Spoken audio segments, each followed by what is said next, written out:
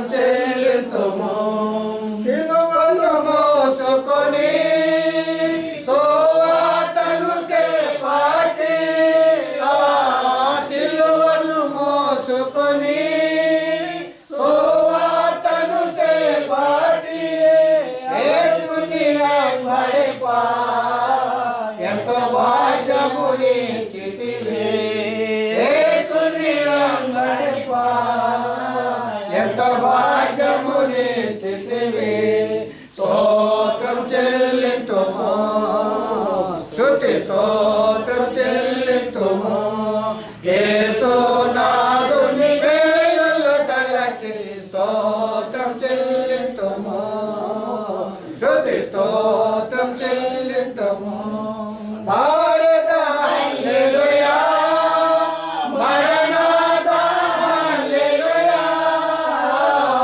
పాడెదా హల్లెలూయా మరణాదా హల్లెలూయా సదా పాడెదా హల్లెలూయా ప్రభు యేసుకు హల్లెలూయా సదా పాడెదా హల్లెలూయా ప్రభు యేసుకు హల్లెలూయా స్తోత్రం చెల్లింతుము స్తుతి స్తోత్రం చెల్లింతుము యేసు నాదుని మేలులు తలచి స్తోత్రం చెల్లింతుము స్తుతి స్తోత్రం చెల్లింతుము హల్లెలూయా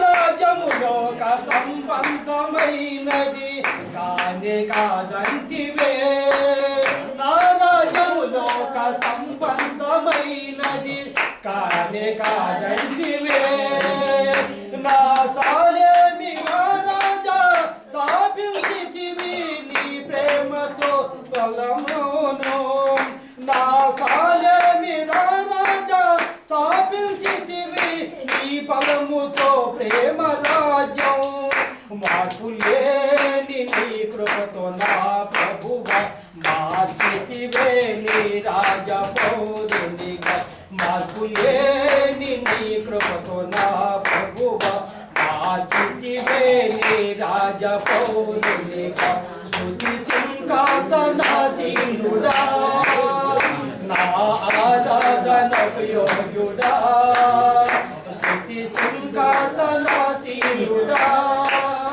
నా ఆరాధనకు యోగ్యుడా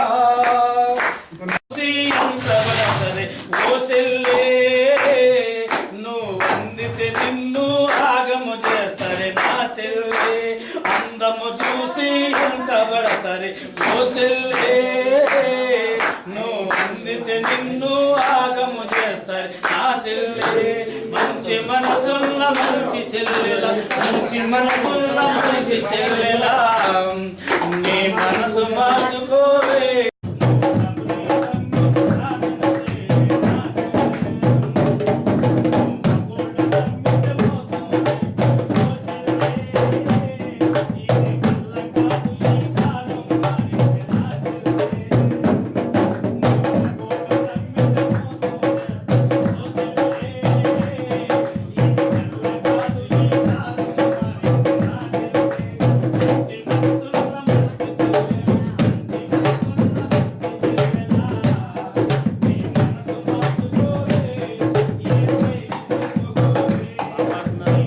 ముందే చెప్పబడింది దేవదూత చేత చెప్పబడటం జరిగిందండి.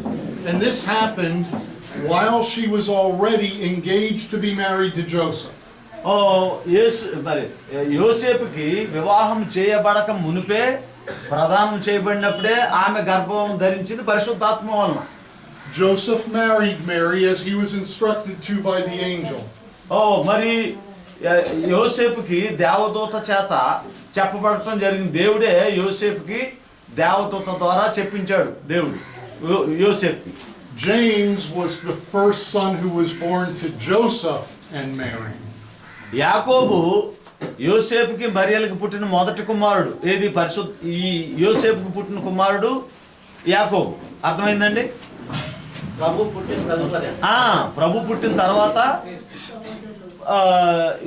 యోసేపు మరియలకు పుట్టిన మొదటి కుమారుడు.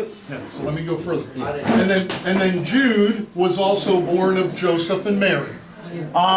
యోసేపుకి మరియమ్మ గారికి పుట్టిన ఆయనే యోధా కూడా. So Jesus, James, and Jude all had the same mother, Mary.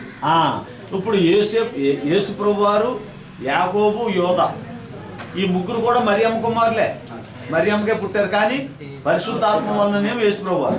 But Joseph was not Jesus' true father. యోసేపు నిజమైన తండ్రి కాదు. And I know that there are some books that are hard. కొన్ని పుస్తకాలు ఉన్నాయి, అవి చాలా కష్టమని నాకు తెలుసు.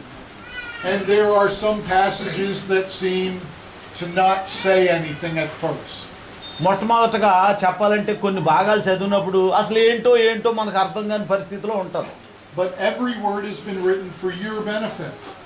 ప్రతి వాట కూడా మీ మరి క్షేమం కోరి, మీ అభివృద్ధి కోరే ఉన్నాయి, రాయబడ్డాయి. So keep reading. కాబట్టి ప్రతి వారు కూడా శ్రద్ధతో చదవాలండి దాన్ని. That's how the Holy Spirit teaches us. అప్పుడు అసలు పరిశుద్ధాత్ముడు అంటే ఎవరో, దేవుడు అంటే ఎవరో ఏంటో మనం ఎప్పుడైతే పట్టుదలతో, దీక్షతో, ప్రత్యేకించి దృష్టి అంతా దాని మీద ఉంచి దేవుని వాక్యం చదువుతామో వారికి పరిశుద్ధాత్ముడు సహాయం చేస్తారు. So I encourage you, read every word, read the entire Bible. పరిశుద్ధ గ్రంథంలో ఉన్న ప్రతి మాట కూడా సహోదరులారా మీరు చక్కగా చదివి ప్రతి మాటను కూడా అర్థం చేసుకోవాలి. అప్పుడు మీకు పరిశుద్ధాత్ముడే సహాయం చేస్తారు. One of the things that I would like to be able to say before my life ends, నా జీవితం చివర లేక అంతము కాక మునుపు అందరికీ ఉంటాయి, ఏయో కొన్ని చెయ్యాలి అనేవి ఆశలు, కోరికలు ఉంటాయి. is that I've taught every book in the Bible. ప్రతి పుస్తకం కూడా అంటే 66 పుస్తకాలు ఉన్నాయండి బైబిల్లో, పాత నిబంధనవి, క్రొత్త నిబంధనవి, అన్నిటిని గురించి కూడా మనం తెలుసుకోవాలి. వారు కూడా I don't know if I have enough years to do that. మరి ఇవన్నీ కూడా పూర్తి చేయడానికి ఉన్న సంవత్సరాలు మరి నేను ఎంతకాలం ఉంటానో తెలీదు. అన్నీ మంచి తెలుసుకోవాలి.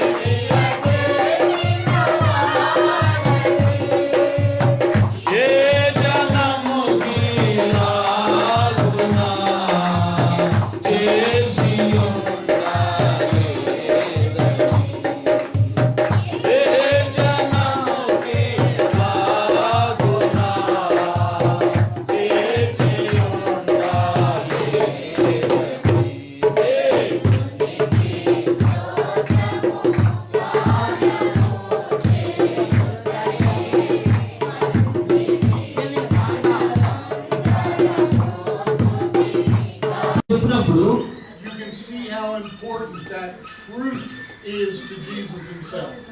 He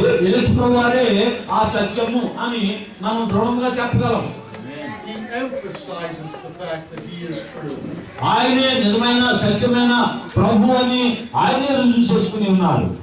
Read the Gospel of John, you will read many times where Jesus tells the people, I am true.